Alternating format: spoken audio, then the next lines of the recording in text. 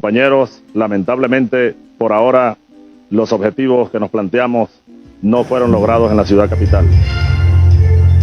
Solo bastó 112 segundos, bastó para pasar a la eternidad del presidente Hugo Chávez, nuestro comandante eterno, nuestro amado presidente. En ese discurso, cuando uno empieza a analizarlo a profundidad, cada detalle, cada palabra, aun cuando no fue un discurso que fue escrito, sino fue espontáneo, que salía de las mismas, como decía, de las vísceras, como decía Augusto Mijares, ahí da un saludo al pueblo venezolano. Ahí da un reconocimiento a la lealtad de sus compañeros. Ahí asume la responsabilidad de sus actos. Ahí eleva la esperanza del pueblo en 2, 3 oportunidades.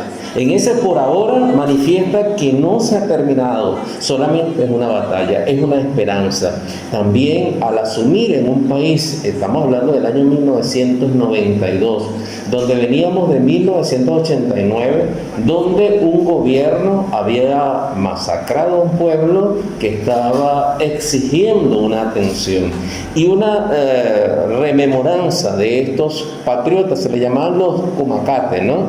Dirigidos, y siempre se dirigen lo que es los comandantes, los capitanes, los tenientes y los mayores, ¿no? Pero también había un grupo de estudiantes allí en Valencia, sobre todo en la Universidad de Carabobo, que algunos de ellos los conozco y andan por allí, Wender González, el compañero Luis Gómez y otros de acá mismo, ¿no? También el compañero Jesús López Lalapa. Entonces hubo un despertar de un pueblo que pensaba que estaba indefenso ante las arbitrariedades de todo un poder, de todo un gobierno, donde nosotros notamos en el 89 un silencio cómplice de todos los organismos internacionales, y luego en un 4 de febrero donde un muchacho asume la responsabilidad de sus actos, asume la responsabilidad, preso 2 años, sin derechos humanos, sin pedirle nada, ni siquiera le permitía declaraciones a la prensa, y en ningún momento las declaraciones que salieron por las entrevistas que hizo el recientemente fallecido periodista Rangel, José Vicente Rangel, prácticamente fueron clandestinas. Recuerdo cómo en las plazas Junín se transmitían esas entrevistas, y casi que la gente se acercaba pero con temor a ir a una plaza a escuchar al comandante Chávez por la represión que representaba un gobierno de entonces. Entonces, al analizar, al hacer el análisis de lo que representa para Venezuela un 4 de febrero, fue realmente el quiebre de toda una historia que comenzó a gestarse en el 89, pero era la misma historia que hubo luego de la traición del pacto de Punto Fijo. Entonces es un hecho histórico. Dicen que la historia es cíclica, y resulta que es así.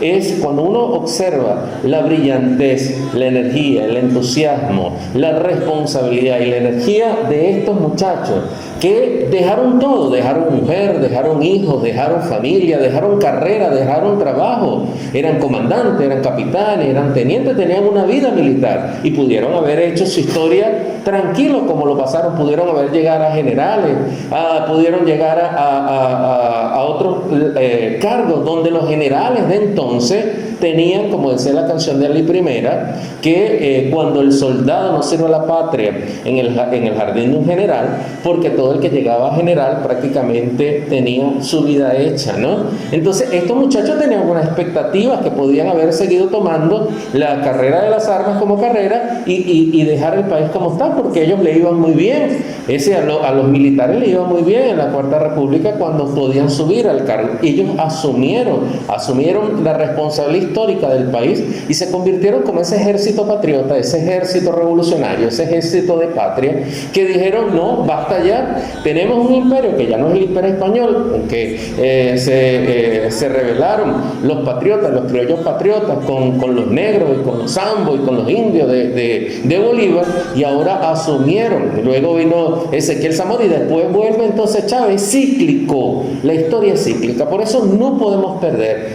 Y los que se llamen chavistas, los que se llamen socialistas, los que dicen amar a Chávez, tienen que verse en la historia de Chávez, tienen que verse en el compromisos de Chávez tienen que verse en el sentido de responsabilidad histórica y tienen que ver cómo asumir, con el ejemplo, asumir una conducta de vida. El ejemplo que dio Chávez. Como decía el Che Guevara, la revolución no es para tenerla en la boca para vivir de ella, es para morir por ella, porque cuando uno muere por una idea, uno realmente no está muriendo, no está renaciendo. Por esos grandes hombres como el Che Guevara no mueren, como Hugo Chávez no muere, como Ezequiel Zamora no muere, como Antonio José Sucre, que el 3 tuvo su aniversario de su natalicio, no mueren. Entonces tal vez ellos, muchos de ellos, su historia fue corta en este plano terrenal, pero en la historia de la humanidad es eterna, es infinita.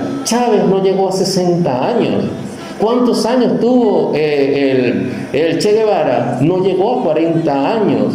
¿Cuánto tuvo Antonio José Sucre? Joven también. Y uno dice, bueno, en tan poquitos años. Por eso uno decía, oye, Chávez habla, porque tenía su historia que decir, su mensaje que decir. Y los herederos de Chávez, los hijos de Chávez, los que se hacen llamar chavistas, tienen una alta responsabilidad con la República y con la patria, de asumir con esa misma responsabilidad los mejores momentos para la patria. Ahorita estamos en estos momentos, tenemos un momento difícil, tenemos 7 años de bloqueo, tenemos 7 años de una situación económica significativa, pero entonces ahí es donde hay que retomar las raíces revolucionarias de Chávez, hay que retomar lo que es el compromiso de Chávez, cómo pensaría Chávez para salir adelante, pero no es una cuestión de un mandatario, de un gobernador, de un presidente, de un alcalde, de un concejal, es de todo, es del ama de casa, es del estudiante, es de los comunicadores populares, es la radio creación de Chávez, la radio comunitaria.